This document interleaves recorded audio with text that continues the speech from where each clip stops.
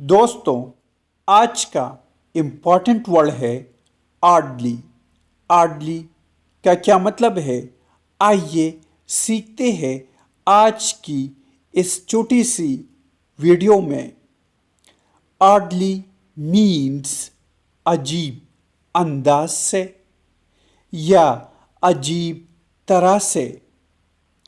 आइए इस वर्ड को सेंटेंस में इस्तेमाल करते हैं। He was wearing oddly colored clothes. उसने अजीब रंग के कपड़े पहने हुए थे।